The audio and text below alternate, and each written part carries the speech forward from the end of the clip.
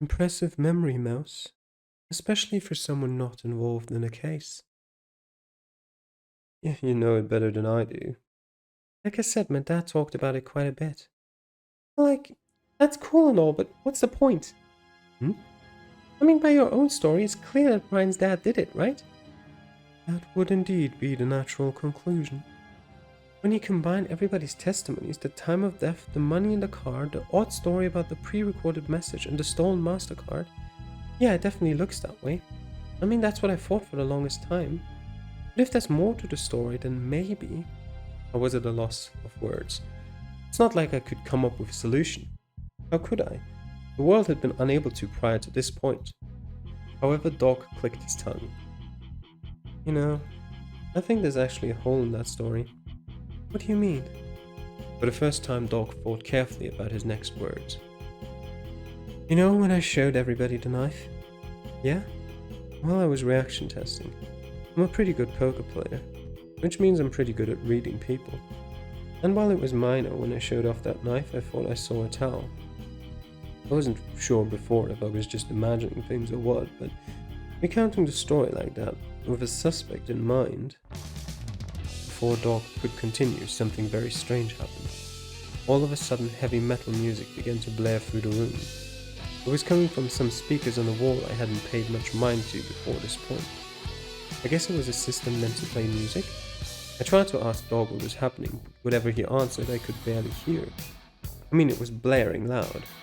Why did speakers even go this loud? Dog began to walk up the stairs, heading to the door, trying to see what the hell was happening. However, he wasn't the one to open the door. The door swung open on its own, and out the door came a gloved hand holding out a shotgun. Holding a shotgun right to the head of Dog. No, this wasn't good. I tried to rush forward, but the chain connected to my neck pulled me back. God damn it, Dog, why did you need to so thoroughly imprison us when we were on the same team? It seemed as though Dog was frantically trying to convince the person of something.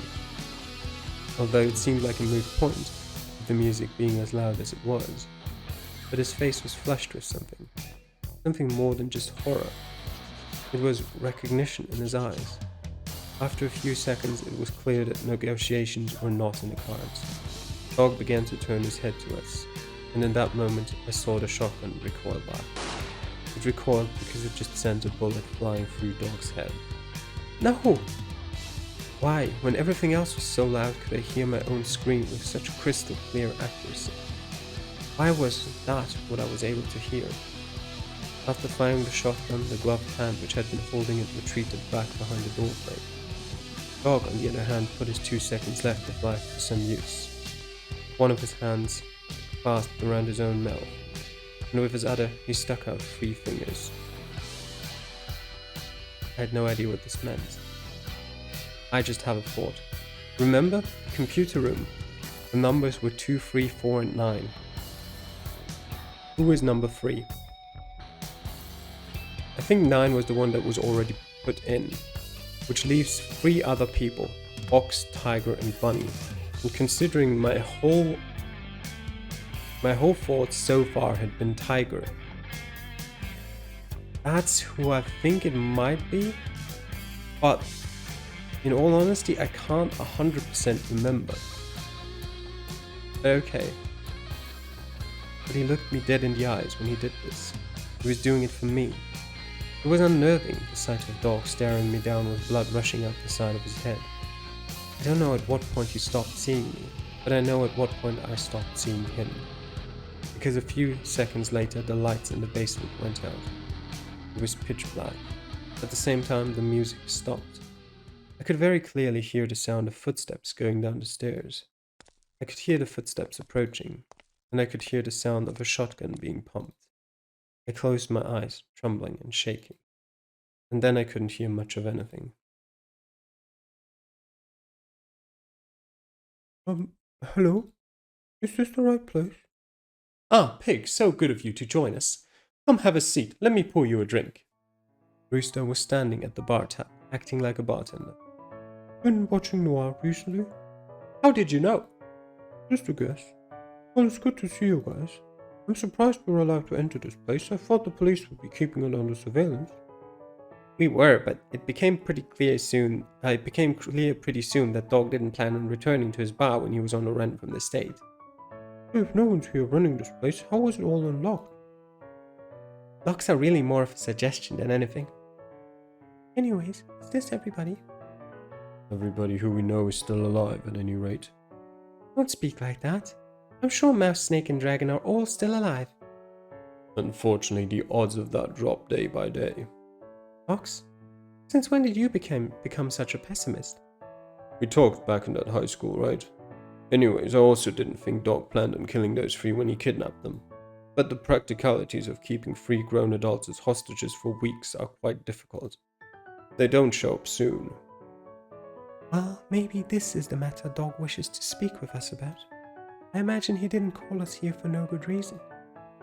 Yeah, about that. Are we sure this is a good idea, meeting him like this? Shouldn't we have, I don't know, brought the cops or something? Maybe we did bring a cop. Bunny's here after all. Yeah, you got me there. That's not Bunny, that's Pig saying that. Well, basically I was very strongly suggested not to contact backup. Strongly suggested? Obviously, it would be ideal to contact the correct authorities. However, Dog made it pretty clear that he wouldn't be showing hide nor hair of himself if he heard about the cops poking around. As an ex-cop himself, he probably has connections that could inform him if he tried anything. At this point, I think it's just best to comply. This feels unwise. Yeah, I thought we didn't negotiate with terrorists. Well, Dog should be showing up soon, right? Then we'll start to get some answers about this whole crazy incident. And we can finally wrap things up, ending things for good. Oh, we'll be bringing things to an end, alright. A wave of panic shot through the room as people got flashbacks to the last time they heard a digitally altered voice. However, before anything could be done, the entire room flashed bright and filled with smoke. The group was in chaos. There was pushing, shouting, screaming, and the sounds of loud electric shocks. One by one, the sound of bodies hitting the floor echoed through the bar. The lights flickered out and the already prone bodies were put to sleep for sure. It was a wipe. Waking up in an unfamiliar environment after being electrocuted, bound and gagged isn't something you should feel déjà vu about. However, as my head spun, I felt just like I did when I woke up in Brian's crazy death game. And as I looked around my surroundings, the similarities didn't end there. I realized I was in another classroom. I realized there was something strapped to my stomach under my shirt. I saw a computer with a mouse image attached to it. No, there's no way. This couldn't be happening. Not again, not again. I began to hyperventilate. It felt like a compressor in my stomach was squeezing me to death. I physically felt ill, like vomiting. Actually, I was about to vomit. I've heard some people describing vomiting as cathartic. Those people should be locked in a prison on an island forever. It's a horrid feeling, your insides falling out of you. And when it was done, I didn't feel better, but much, much worse. My head felt so heavy, I almost fell right into the puddle of vomit. Why? What did I ever do to deserve all of this? Why can't I just get my life back? I never did anything wrong. I was a good kid. I had a life. I had friends, dreams, enemies, struggles, fears, deadlines. That enemies part is probably the bad thing about this. My life felt like a slog at times, but at least it was my life. Never before had I so desperately wanted something. I just wanted to return to normal. I didn't want to do this. But how productive is this? Like a switch had been flipped, my body stopped shivering. That's right, me. That's a talent of yours. You can flip that fear switch off. Oh, Mouse is the one who is called a freak. I see. That's not what I was expecting. I mean, I'm a massive fan, I have to say that here, I'm a massive fan of stories that end up with the main protagonist as the culprit. Not predictable stories that do that, but stories where like, oh shit. Oh, okay. There's a couple of things, well, there's two things I have in mind. I'm obviously not going to tell you because that would be spoiling those, but there's two great ones that I have in mind. Fantastic plot point, I guess. I really enjoy that, but yeah, I don't know. doesn't really make sense for her to be a culprit in this. Um, it just explains what that one scene was about, or not even necessarily that. There could be two people who have the same ability of, turning off their emotions, and we just know it of Mouse. Breaking out accomplished nothing. There was actually, I'm pretty sure there were some hints towards this during some of the paths we took. Pretty sure I remember that there were scenes where Mouse just completely calmed down in a second at some points. I could only move forwards with a steady hand. Breathe in, breathe out. Okay, I thought about what had happened. When I didn't freak out over remembering the death of Dog, I knew my technique had worked. Still, I felt bad about it. Dog. He was a weird dude. He had kidnapped me without my consent for seemingly half-decent reasons, but there was definitely more to it than that. He had known about a lot of dirty secrets for a lot of time. He claimed not to care much for life, but the look of fear that crossed his face that day, no one deserved that. In the end, he was someone who had been murdered. He would be missed, but thinking any more about his death would be a waste. So what was strapped to my stomach? I lifted up my shirt and took a look. It was some sort of metal device. If we were to go by precedent, it was probably a device that could kill me. Awesome. Was it even worth trying to get it off of me when I already knew the outcome of such an attempt? Probably not.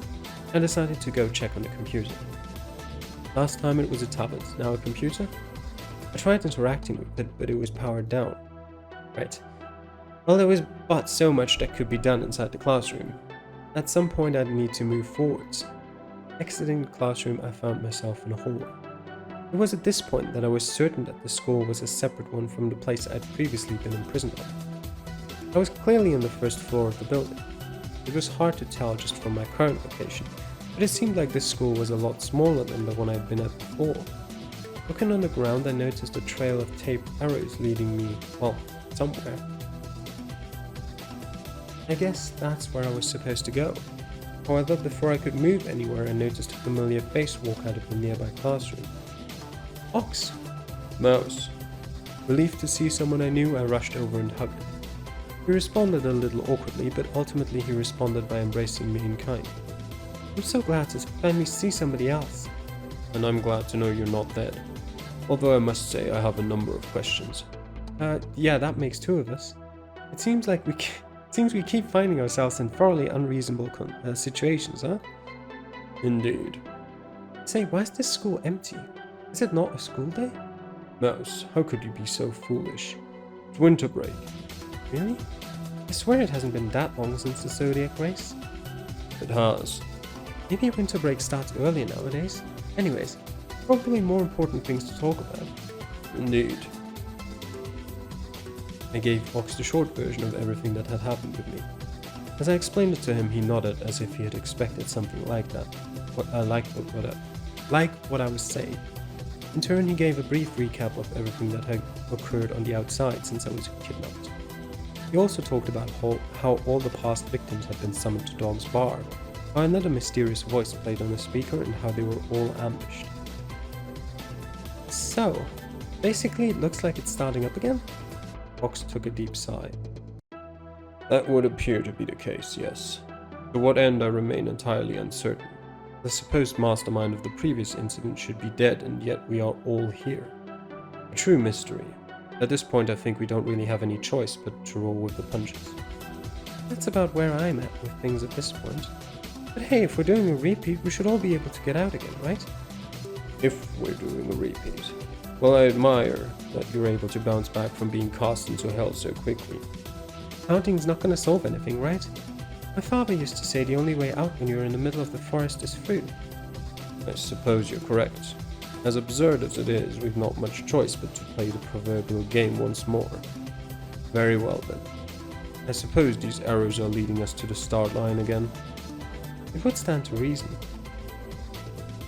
Resigned to our fate, we followed the arrows. It took us down a long, straight, winding hallway that passed by a number of classrooms. Eventually, we took a right turn and then two left turns up a short staircase that brought us to a second floor. Moving a bit forwards from there, the arrows led into a library. and in that library were 9 familiar faces. Mouse, Ox. Ah, there you two are. I was wondering when you'd join us. So we really were all brought back? Were you expecting something else? Oh, this fucking blows. Anyways, I guess it's nice to see that you haven't died yet, Mouse. What about you? You can go fuck off and die anytime you want, you classist prick. Okay then. This feels oddly familiar. I don't mean that as a good thing. It's almost like all that work we did to not die the first time was for nothing. Almost. So, all of us were brought back. Except for Dog, which, makes sense. Actually, Pig looked sick. He was brought here, just not... I didn't need to finish her sentence. Christ, that's messed up. What's the point of transporting a corpse like that? To keep things truly thematic, I suppose. I guess. In the back of the room, Rooster was leaning against a wall, looking furious. Well, it was an understandable reaction, but compared to how he took things seemingly in stride last time... Are you okay there, Rooster? Okay? Do I look okay to you? Fuck, things were finally going right again, and then this bullshit starts up again. The hell is this? Dying before was one thing, but now that my star was finally starting to rise? Hey, calm down. We got through things before, right? You can do it again. Seriously, Mouse? You told me to face reality last time, I think. Well, who's not facing reality now?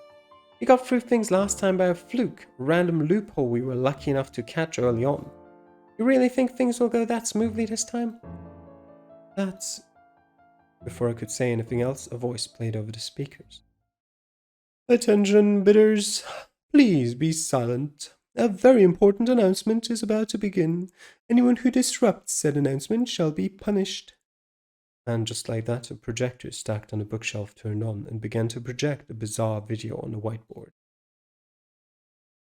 Last time we were greeted with a live feed of Brian in a mask and a hoodie. This time, however, we were shown an image of what looked like a cat burning in hell, drawn in a very crude art style. Gothic horror wouldn't be the term to describe this style. Nick would be better suited to describe it than me. Hello, dear friends. Glad to see you all back together again. I'm sure you missed each other, and I'm sure you missed the thrill of the race.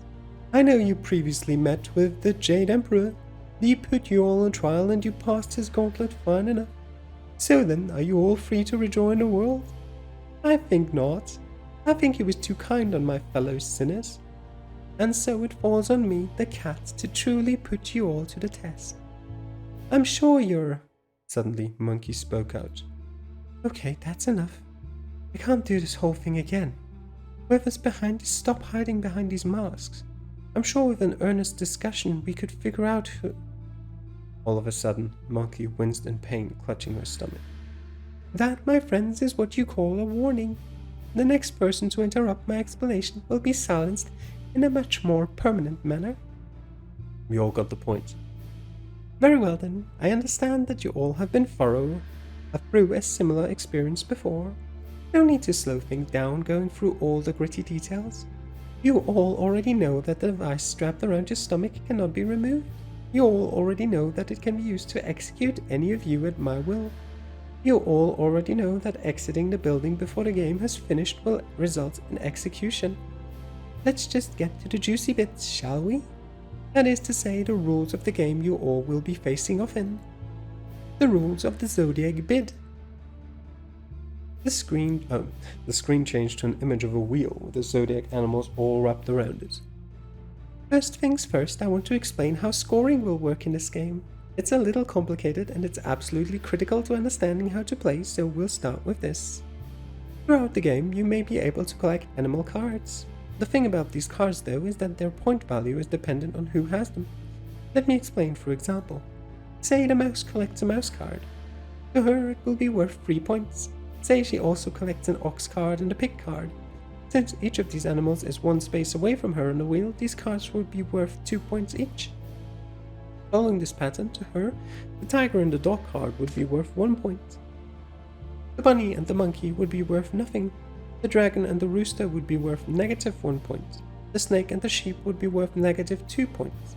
And the horse would be worth a full -3 points. However, as I said, the points awarded to a card is based on distance on the zodiac wheel from the owner. So, if Ox or Pig got their hands on a mouse card, it would be worth 2 points. If the horse got their hands on a mouse card, it would be worth -3 points. Simple, is it not? If you understand these basic rules, then you already understand half the game. This game will take place over the course of 12 rounds.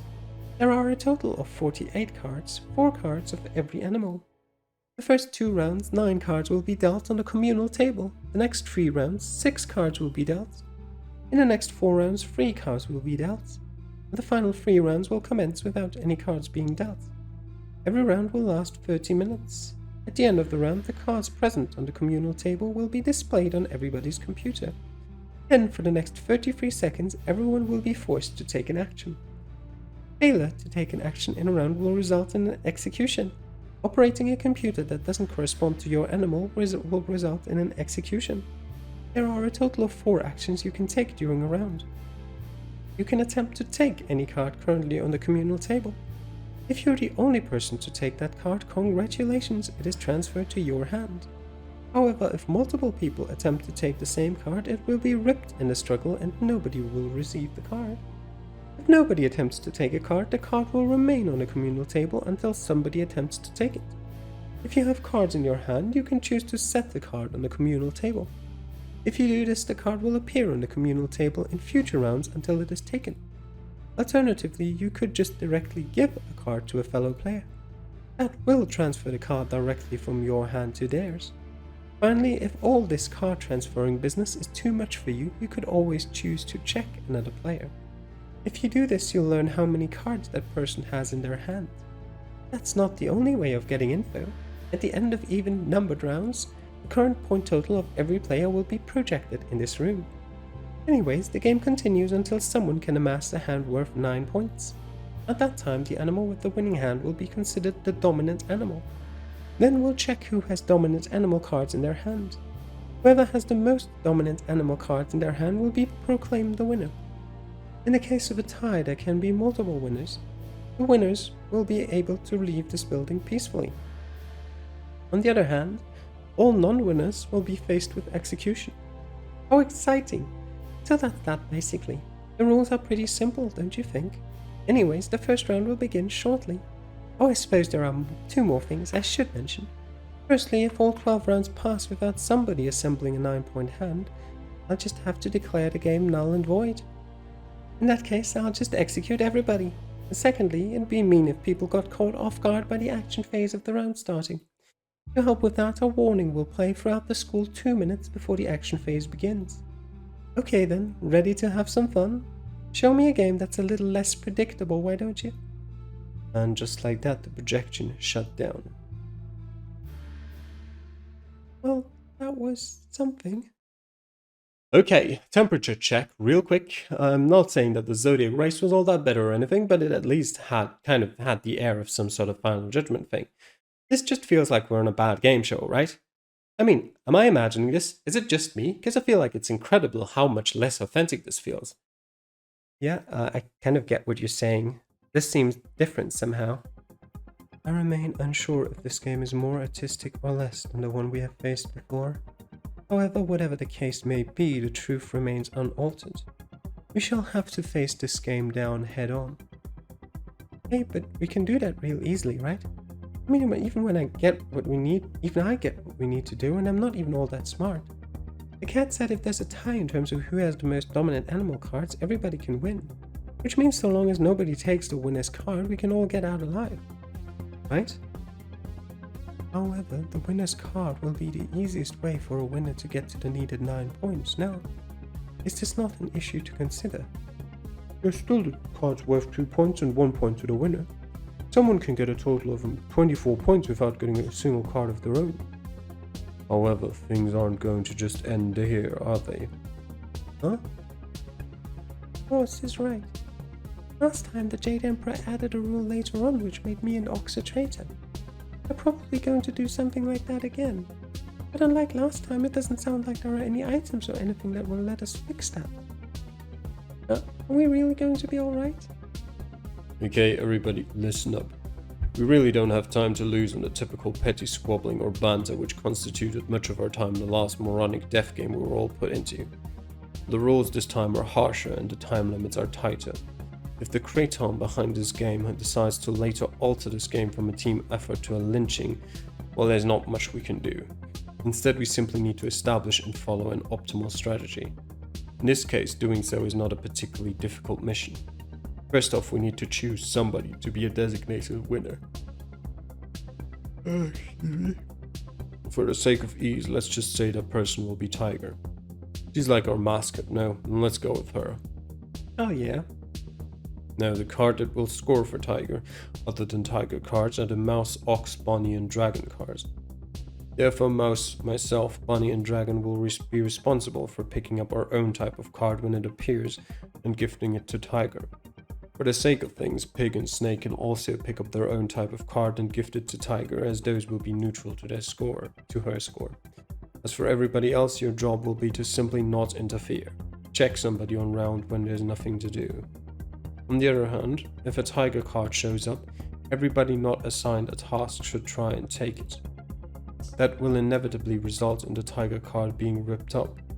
With this method, it's inevitable that Tiger will eventually win without a single Tiger card landing in somebody's hands. Really just taking control of the group, are you? Please don't do this.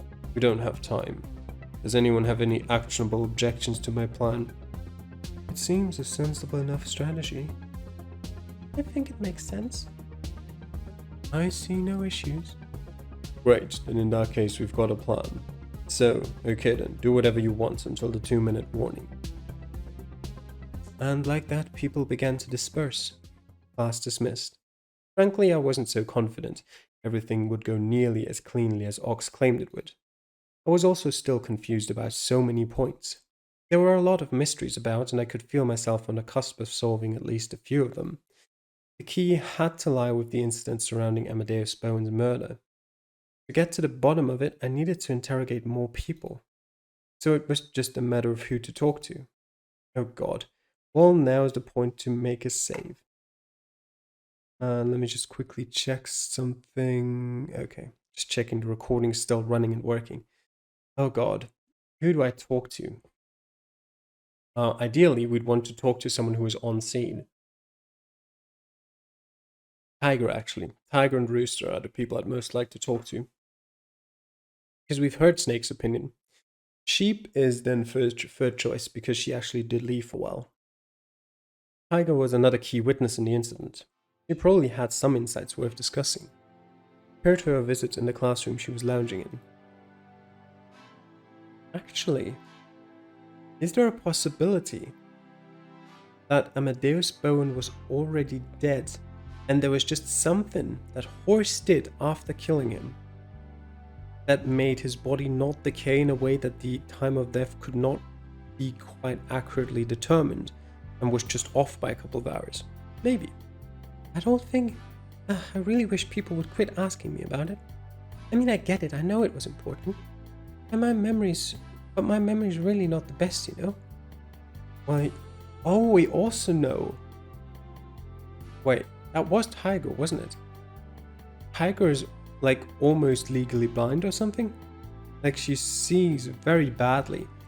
So it's possible that she might have not noticed Snake going past the door because of that. Just putting that out there. Well, you don't need to run down the whole thing. I just have a few questions for you. Alright, shoot. I feel dumb about what I'm about to ask now. What? Mouse, don't say that. Believe in yourself. I'm sure you're going to ask a great question. Okay then. Are you sure you didn't see anyone else enter Bowen's office? Of course. What are you talking about? I definitely would have mentioned something like that to the police. Figured. But you would have seen it, right? If someone did enter. No, totally. I was reading a magazine they had laid out, but it was like light reading. I was directly facing the door window, and when Bowen's office door opens, it swings all the way out to cover the window. Honestly, a bit of a design flaw, if you ask me. But anyways, I definitely took note every time that happened. What? Okay, fair enough. What about the outside window? Were you looking through that? No, why? Is it relevant? Probably not, I guess I just wanted to ask. Alright then. Anything else? One other thing. You waited until the cops were already in the building before you left the waiting room, right? Uh-huh. So, why'd you do that? I don't know. I had nowhere else to be that day. I wasn't told to leave. Guess that makes sense. That's about it. Great, hope that helped. Thanks for indulging me. No problem. Honestly, anything to take my mind off the situation. First time? Dude, this time? Kind of infuriating.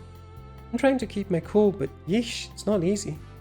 Sometimes it feels like my emotions are just moving my body for me. What to say? Jesus. You should learn some breathing exercises. Huh? Yeah, breathing exercises. They've helped me a lot with, like, calming down and stuff. And they're not hard to remember. They'll help you cool down. Thing to help your breathing, huh? Sounds fun. I'll look into it. Okay then. And with that, my time with Tiger came to a close. Who to talk to? Okay, the way Mouse asked about if Tiger didn't see anyone pass by the window makes me want to investigate Sheep as well, more so than what it was before. Because, yes, the profile, everything said that the killer had to have been quite strong, quite athletic. But I feel like I was already, like, I know I was already before thinking about, it was in the gym. Wasn't it Sheep effortlessly climbing up that climbing wall? So I did have suspicions about Sheep being very athletic and potentially stronger than she would appear to be. And I think as a secretary, Sheep would have plenty of motive to go after her boss. Specifically, if she would have known about all the blackmailing that was going on, and I'm not assuming Amadeus Bone would have told her about the blackmailing, but as a secretary, you notice things.